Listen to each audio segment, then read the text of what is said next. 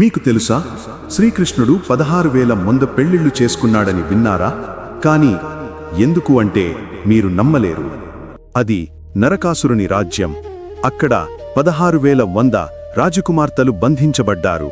కన్నీళ్లతో, భయంతో, అవమానంతో జీవించే బానిసలుగా. ఆ సమయంలో దేవి అదితి, సత్యభామ కృష్ణుడిని వేడుకున్నారు, ఈ దుర్మార్గుడిని ఆపాలి అని. కృష్ణుడు గరుడ వాహనంపై యుద్ధానికి దిగాడు. వెలుగులా బాణాలు, పిడుగులా మంత్రాలు. చివరికి నరకాసురుడు భస్మమయ్యాడు. కాని యుద్ధం ముగిసిన తర్వాతే మొదలైంది నిజమైన పరీక్ష. విడుదలైన ఆ 16,100 మహిళలను ఎవ్వరూ అంగీకరించలేదు. రాక్షసుని మందిరంలో ఉన్నావు కదా అని సమాజం తిరస్కరించింది. వారి గౌరవం మట్టిలో కలిసింది. అప్పుడు కృష్ణుడు చెప్పాడు, మీరు బలహీనులు కాదు, దేవతలు అని. ఆయన 16,000 రూపాల్లోకి మారి ప్రతి ఒక్కరిని వివాహం చేసుకుని గౌరవం తిరిగి ఇచ్చాడు. ఇది ప్రేమ కాదు, దైవధర్మం. ఒకసారి శివుడు పార్వతిని వదిలేశాడంటే అవును, అదే జరిగింది. మరి ఆ తర్వాత పార్వతీదేవి ఏ రూపంలో పుట్టిందో మీరు నమ్మలేరు.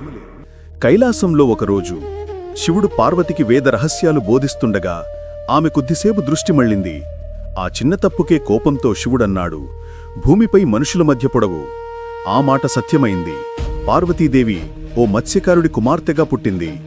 సముద్రతీర గ్రామంలో అందమైన బాలికగా పెరిగింది. అది దత్తత తండ్రి, మత్స్యకారుల నాయకుడు. కొన్ని సంవత్సరాల తర్వాత సముద్రంలో ఓ విపరీతమైన తిమింగలం 1000 పడవలను మృంగినదని చెబుతారు. గ్రామమంతా భయపెట్టింది. అప్పుడు నాయకుడు ప్రకటించాడు, దానిని పట్టినవాడికి నా కుమార్తెను ఇస్తాను. ఇదే సమయంలో ఒక కొత్త మత్స్యకారుడు గ్రామంలోకి అడుగుబెట్టాడు.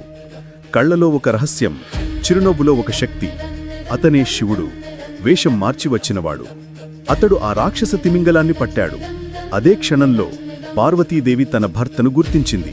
ఆ ఇద్దరూ మానవలోకం విడిచి తిరిగి కైలాసానికి చేరుకున్నారు. ఓం శాంతి. అది కోపం కాదు, అది ప్రేమకు పరీక్ష. శివుడు తన భార్యను మరోసారి గెలుచుకున్నాడు, మత్స్యకారుడిగా. మీకు తెలుసా, గాంధారి దృష్టి ఒక శాపమా లేక ఆశీర్వాదమా? కురుక్షేత్ర యుద్ధం చివర్లో తన 100 మంది కుమారుల్లో ఒక్క దుర్యోధనుడు మాత్రమే బ్రతికున్నాడు. అతనిని రక్షించేందుకు గాంధారి తన తపోశక్తిని ఉపయోగించాలని నిర్ణయించింది. ఆమె అన్నది, నీవు నగ్నంగా నా ముందుకురా, నా దృష్టి నీ శరీరాన్ని వజ్రంలా మార్చేస్తుంది.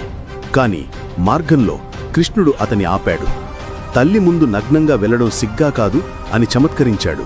దుర్యోధనుడు సిగ్గుతో తన తొడలను వస్త్రంతో కప్పుకున్నాడు. గాంధారి చూపు తాకిన చోటు వజ్రంలా కఠినమైంది. కాని కప్పిన భాగం మాత్రం బలహీనంగానే మిగిలింది. తర్వాత యుద్ధంలో భీముడు కృష్ణుని సంకేతంతో అదే చోట గుద్దుకొట్టి దుర్యోధనుని ఓడించాడు. ఇలా తల్లి ఆశీర్వాదం కూడా కృష్ణ లీలలో భాగమైపోయింది. ఇది మీకు తెలుసా, కౌరవులు సాధారణంగా పుట్టలేదు, వారు శాస్త్రీయంగా తయారయ్యారు. గాంధారి ధృతరాష్ట్రుడి భార్య. ఆమె గర్భం 10 నెలలు కాదు, సంవత్సరాల తరబడి పెరిగింది. చివరికి విసుగుచ్చి కోపంతో ఆమె పొట్టను కొట్టేసింది. అప్పుడు బయటపడింది ఓ భయంకర మాంసపు గుట్ట. ఆ దృశ్యం చూసి ఋషి వ్యాసుడొచ్చి చెప్పాడు, భయపడకు గాంధారి, ఇది నీ వరం ఫలితం. ఆ మాంసపు గుట్టను 100 ముక్కలుగా కోసి ప్రతి ముక్కను ఘీ తేళ్లతో నిండిన కలశాలలో ఉంచమన్నాడు. మాసాల తర్వాత ఆ ఘీ కలశాల నుంచి ఒక్కొక్కరిగా పుట్టారు. అదే కౌరవులు. దుర్యోధనుడు మొదటి సంతానం. మరి చివరిగా పుట్టింది ఒకే ఒక్క కుమార్తె, దుశ్శల. ఒక మహిళ మాట తప్పు వల్ల ఆమెకు 5 భర్తలు వచ్చారు.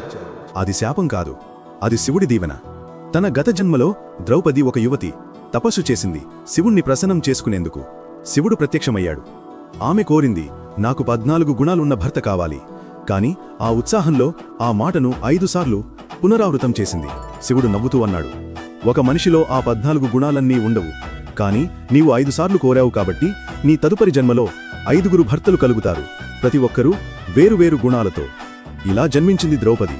మరి ఆమె పతులయ్యారు పాండవులు 5. ఇది శాపం కాదు, శివుని వాగ్దానం. ఒక యుద్ధం, దేవతలే భయపడ్డ యుద్ధం. శివుడి బాణం కూడా దానికి సరిపోలేదు. అది త్రిపురాసురుల యుద్ధం 3 లోకాలను కంపించిన చీకటి. దాన్ని నాశనం చెయ్యాలంటే ఒక దేవుని శక్తి సరిపోలేదు. అప్పుడు శివుడి బాణం లాగాడు. కాని ఆ బాణం ముందు చూపే విష్ణువయ్యాడు. అగ్ని దాని దండం, సోముడు దాని శక్తి, మరియు విష్ణువు దాని చివర.